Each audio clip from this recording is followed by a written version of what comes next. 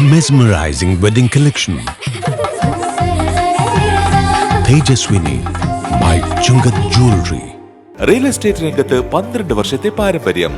Government അംഗീകൃത ISO certified real estate agency. Dreams and reality. Edassery jewellery Kalady. Beautiful. മനസ്സിലുള്ളത് മെട്രോയിലുണ്ട്. ഇപ്പോൾ 50,000 സ്ക്വയർ ഫീറ്റിൽ metro wedding plaza Angamaly.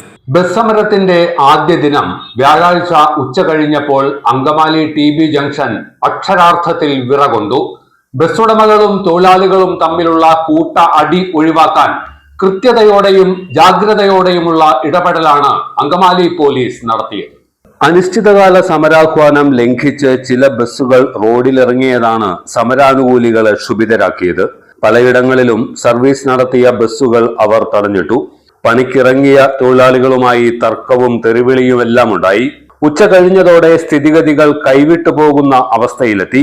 TB ജംഗ്ഷനിൽ ഡാലിയ ബസ് തടഞ്ഞ് സമരാനുകൂലികൾ പ്രതിഷേധിച്ചപ്പോൾ അവരെ ശാന്തരാക്കാനും പ്രശ്നം വഷളാകാതിരിക്കാനും SI K പ്രദീപ് കുമാറിന്റെ നേതൃത്വത്തിലുള്ള പോലീസ് സംഘം ജാഗ്രതയോടെ പ്രവർത്തിച്ചു.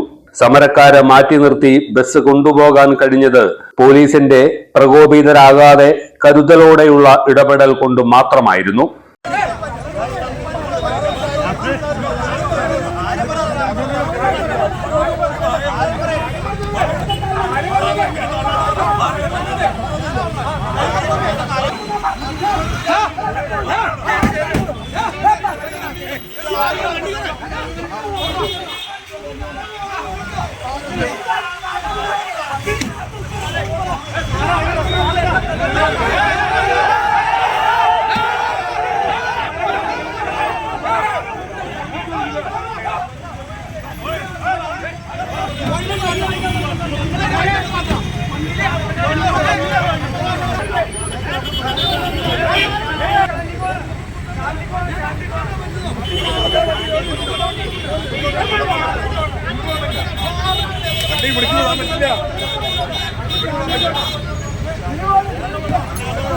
വൈകിട്ട് ഇതേ ബസ്സിനു നേരെ വീണ്ടും ആക്രമണമുണ്ടായി.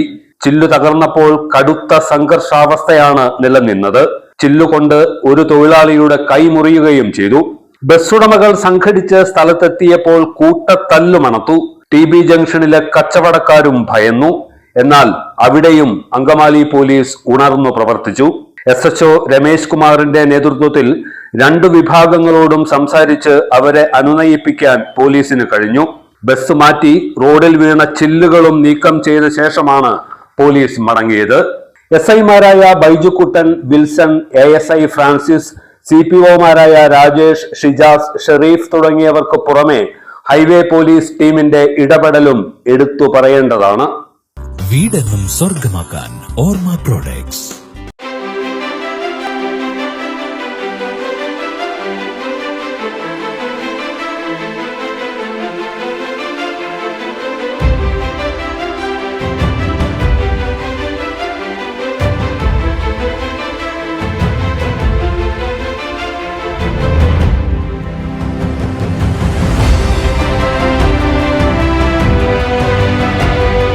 ഷൂക്രാഫ്റ്റ് footwears and bags, old market road, Angamaly. MV Chacko jewellers, Angamaly.